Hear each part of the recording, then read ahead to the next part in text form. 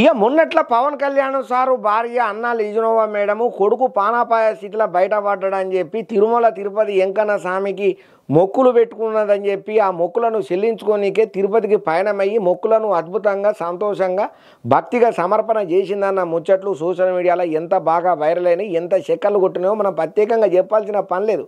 కాకపోతే చాలా మంది కోడిగుడ్డు మీద ఈకలు పీకిరిండ్రు అన్న విధంగా ప్రవర్తన చేస్తున్నారు. ఎందుకంటే ఈ విషయంలో కూడా ఒక తల్లి కొడుకు మీద ప్రేమను ఇంతకంటే గొప్పగా ఎట్లా చూపెట్టగలుగుతుంది అని చాలా సంబరంగా కొంతమంది కామెంట్లు పెట్టుకుంటూ వస్తే కొంతమంది మాత్రం వ్యతిరేకంగా కామెంట్లు పెడుతున్నారు.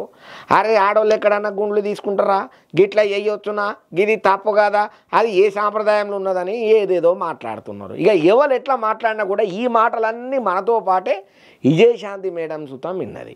ఇక విజయశాంతి మేడం గట్టి గారానికి వచ్చి మీకు అసలు బుద్ధి ఉన్నదా, మీరు మనుషులేనా, మీరు ఏం మాట్లాడుతున్నారో మధ్యలో ఉండే మాట్లాడుతున్నారా, ఒక తల్లి కొడుకు పానపాయ స్థితిలకించి అవతల పడ్డాడని భక్తితోనే ఆమె వచ్చి మన మతం కాకపోయినా కూడా అన్యమతమైన సుత మన హిందూ ధర్మాన్ని పాటన చేసి వచ్చి దేవునికి మొక్కులు అప్పచెప్తే మనం ఇచ్చే గౌరవం ఇదా? ఈ విషయంలో నాకు మాట్లాడడానికి ఇట్లా మాట్లాడడానికే మీరు అసలు మనుషులేనా అని చెప్పి లెఫ్ట్ అండ్ రైట్ గట్టిగానే ఇచ్చి పడేసింది. ఇప్పుడు విజయశాంతి మేడం పెట్టినటువంటి పోస్టుకైతే ప్రతి ఒక్కరూ తారీఫ్ చేస్తున్నారు.